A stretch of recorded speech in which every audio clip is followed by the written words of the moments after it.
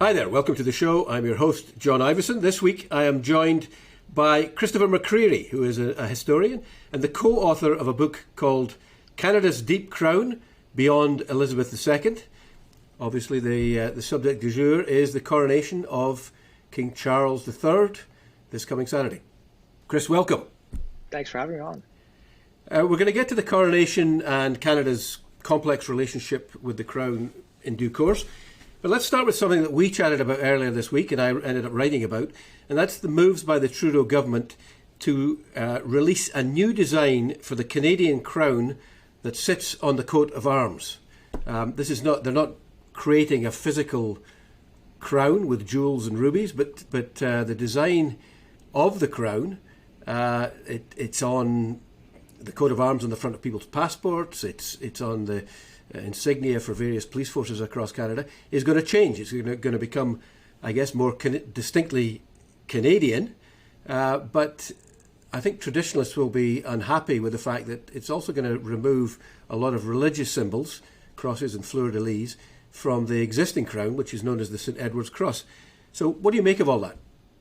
Oh, it's a massive break from tradition and where we've been at, and where the other Commonwealth realms are. One of the main problems is that the king will be crowned with one crown, and that's the coronation. That's the big public ceremony, both religious but also a social ceremony where the state comes together to acknowledge the new sovereign, and he gives his oaths under that crown, saying he will be a good king and all of that, and follow the laws and traditions of each of the realms. In the past, there's been changes between the St. Edward's and the Tudor crown, which the king said he wanted the Tudor crown in September. So the king made his wishes known. And now, if this has gone forward, I can't imagine the king has said it of his own accord. I want to have a Canadian crown, or a crown specific to Canada, which means it's on advice from the prime minister, which is very unacceptable. It's this one narrow aspect of the royal prerogative where, prime ministers just don't step in. It's not like appointing people to the Senate. This is the king's personal symbol. So to have a government now saying to the king, you have to adopt this and have to use this, that then gets represented all across Canada, again, with no consultation, I think that's a very large concern. I think this opportunity was offered to the previous queen, Her Majesty's late queen, in the early 2010s, and it was declined because, there is the unity of the physical object of the crown, I think, and also that not having a real crown. So they're never going to make this thing if they do actually go ahead with this plan as described. So it's just a paper crown. It's a cartoon crown, and it won't, that doesn't have the same veracity or the symbolic currency that the actual crown has, like the St. Edward's one or the Tudor, whatever the royal crown is of the day. So people don't go to the Tower of London to see a drawing of a crown, whether it has snowflakes or maple leaves or fleur-de-lis or cross pâté or any of those things on it. They just don't, that isn't going to resonate with people. So it then drags the whole thing into the realm of politics. And the one thing heads of government, prime ministers and premiers are not supposed to do is to drag the crown into a political debate. So this is going to become a political debate, not unlike the flag debate, but the flag debate was much different in many ways. But it's going to drag the crown in both the physical object, the physical symbol, and the institution writ large, because of course the crown has been dragged into debate in the last couple of years when we had the whole imbroglio around Julie Payette and everything that went on at Rideau Hall. And the moment of transition for the crown with the death of the queen, and then the accession, and then the coronation, it's meant to be a time of continuity and placidity in many ways. The king will bring forward his own view of what the reign should be about. But a massive symbolic change like this is it's a break from everything we've done. And even if we'd followed the Tudor crown, which is what the king has said he wants and is being used in all the other realms, so Australia, New Zealand, Papua New Guinea, Belize, you name that realm, and the United Kingdom, obviously, they're using that crown now. But Canada's held back on this, so we're very much an outlier. And where I'd say it's a couple of people I've heard after seeing the article and the post that you did said, well, this is like the flag debate. It's time for us to break with this. And I say, well, the flag is a much different symbol than the personal symbol of the sovereign and of sort of the monarchy in that sense, and how constitutional monarchy functions in Canada. And we had a great debate with the flag. And if we're going to change the crown, should we not at least have a discussion about it? Right. I mean, there has been precedent set when the coat of arms was changed in '95 by the Chrétien government. They didn't consult, and there was blowback in Parliament.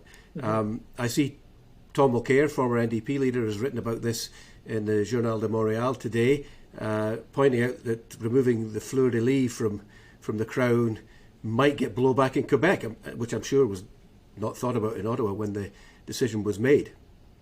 Yeah, they're all landmines. And why would you sort of go into this without realizing that it would be incredibly controversial? And this is our penultimate symbol of the state's authority. So the king is theoretically the top.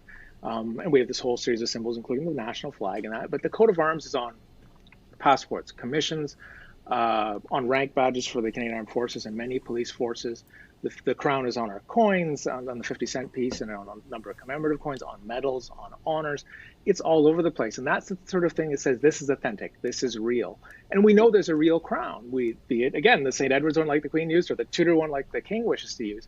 There's this one that some people are calling the Trudeau Crown, which I think is a funny moniker for it. But this made up crown that doesn't exist and is a piece of paper essentially, it will have none of the same, this has no history, it has none of the same veracity that the physical crown does, even if they start putting it on things. There does seem to be a bit of a war on history. The day after I wrote the story about the crown, somebody said, well, have you seen what they're planning to do with the passport? And apparently the plan, which will be unveiled in coming weeks, is to take the coat of arms off the front of the passport, replace all of the pictures of Canadian history, including the Fathers of Confederation, the Vimy Memorial, Stanley Cup. They're all coming out and going to be replaced by images that are deemed to be more in keeping with modern day Canada. Remains to be seen what they are, but apparently Indigenous Canadians, women, whatever else the Liberal government of the day deems to be appropriate to modern Canada. I mean, it does. Do you think it's inevitable that governments are going to dabble with this stuff? Is it healthy? I think, well, obviously the passport is part of a routine change that they do every once in a while for the security features. I was involved in the redesign of it back 12 years ago, where it was. And that's when we sort of chose the images to go in with broad consultation, I'll say. It wasn't just a group of people sitting in a room saying, I want this, I want that. And I think debate about symbols is important, but there's a good time to have that. And I don't think the moment is right now, the transition of the monarch. And when there's, obviously many other things going on. We live in a country that can't even have an official residence for its prime minister, and they want to invent a new Canadian crown. It just seems very tone deaf. If they had just left the Royal Arms of Canada and done the crown, either the St. Edward's or the Tudor one, if they just made those changes, as is, no one would have looked at it. It would have been, page 32 of the Post or the Globe, and that would be it. But now this is now a big part of apparently the coronation celebrations they'll have in Ottawa, is unveiling this new Canadian crown, or the Trudeau Crown again. And the big worry is that they've walked into this political minefield where people will want to debate not just the symbol, but it's going to drag the monarchy itself and the institution. So not just the king, but the lieutenant governors and the governor general and all that. And I think there's been so much criticism of the governor general's office in the last 3 to 5 years, certainly since Mr. Johnston left. Like, was this really necessary to drag that institution further down sort of a dirty path? Right. Well, when we had a very successful period with Mr. Johnston, and then before that, Madame Jean, Clarkson. Absolutely. And turning more broadly to the crown and the coronation, I mean, the institution itself is in a bit of trouble. The Post this week published an opinion poll carried out by UK peer Lord Ashcroft, which suggested 47% of Canadians would vote to abolish the monarchy, with only 23% voting to keep the king. Now, obviously, there was a long-standing attachment to Queen Elizabeth II, but that is not a ringing endorsement of Charles or the institution of the crown.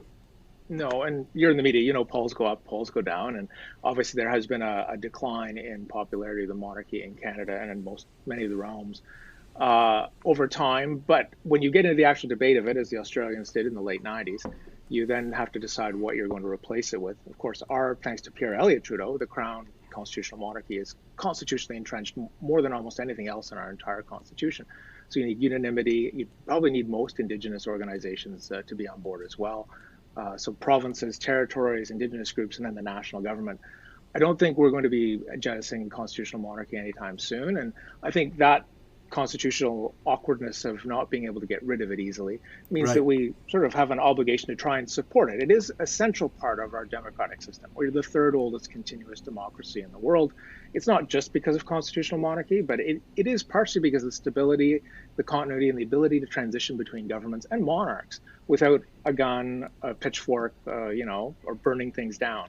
And I think that is part of the Canadian story, is that we've not really had those huge revolutionary moments. There have been rebellions and things, and there's also unfortunate things that have happened in our past. But, we live in a period now with more rights, education, money, ability to do what we want than any time in human history. In the last sort of 10 years, we've been in this quite comfortably. And to sort of then say that the constitutional monarchy is taking away from that, it's a bit much when there's other challenges that really could be addressed. So moving to your book, Canada's Deep Crown, Beyond Elizabeth II, I mean, I love the fact that you used a description from the 19th century journalist Walter Bagehot, founder of The Economist, who warned against letting daylight shine on the magic of the monarchy, what he called the dignified branch of government. You think too much daylight has been shone on this institution to keep the magic alive? I think there have been a fair amount of daylight because of the internet and social media and that. But I think tomorrow on Coronation Day, we're going to see a lot of that magic returned. There'll be this magical ceremony in London. There'll be ceremonies all across Canada and throughout the Commonwealth to mark this.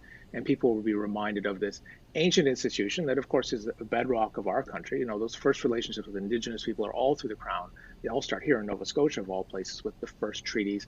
All of those things are linchpinned around that. Even if we don't recognize it in our day-to-day lives, your driver's license, all those things are done under the authority of the Crown, of the King, even if, again, it's not in your face. And I think that's the way it's developed in Canada, is this sort of, it's in the corner, it's the fire extinguisher, you don't pay attention to it until there's prorogation or some crazy coalition government comes up and a governor general has to decide if it's going to, or a lieutenant governor has to decide if it'll continue.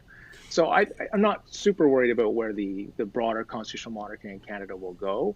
I know the Governor General had some comments the other day as well, which, we can talk about those later if you want, but I'm not overly concerned. I think these sorts of ceremonial events and state ceremony where the world comes together to watch, and we're part of that system as well, I think it does recharge it to a degree, and that magic sort of gets rekindled. This is going to be the Queen's funeral in celebratory mode, I think, when you look at how well the United Kingdom does these events, and they really do try to bring in the Commonwealth realms and those elements of the multicultural, multi-ethnic organization, the Commonwealth, or certainly the realms are, and countries like Canada that are so very different than in 1953 are going to be represented in that ceremony. So I think there's that value comes out as well. And even if people don't love the idea of Charles, I mean, your book points out that the person of the sovereign is not the crown, and that the institution is much larger than that. And I think the phrase was used, load-bearing structure of the entire system of government. I mean, which suggests even if we could remove it, the impact of that would be disproportionate. Yeah, it does. It touches every part of government and every part of both the federal, provincial, even municipal to a degree, because the municipalities are all just creatures of the provinces. It touches on all of that. Everything is done, even if it doesn't say it specifically on a piece of paper, it's done in the name of the sovereign, of the King Charles III right now. Those orders in council, all those rules and all those sort of conventions that have developed in our civil society do sort of get tacked on to that broader structure. So to remove it altogether, and the Irish did this in the late 1940s, and I remember chatting with Mary McAleese, the former president of Ireland, and she reflected on the fact it took almost a century for Ireland to figure out what their head of state was going to do. Yeah. They figured it out now. It doesn't mean we wouldn't figure it out. And there's many successful presidential parliamentary republics. The Federal Republic of Germany is a good one. Ireland is another one, obviously. But, you then take away a lot of other focus from, other issues of the day. And I don't think this is a very pressing one. I don't think it eats away at Canadians, and I don't think it should. I think it's ultimately a very positive thing in the way in which our country functions. And it's essential to our federal system. It's essential to the Crown Treaty relationship. Like no treaties, no Crown, no treaties.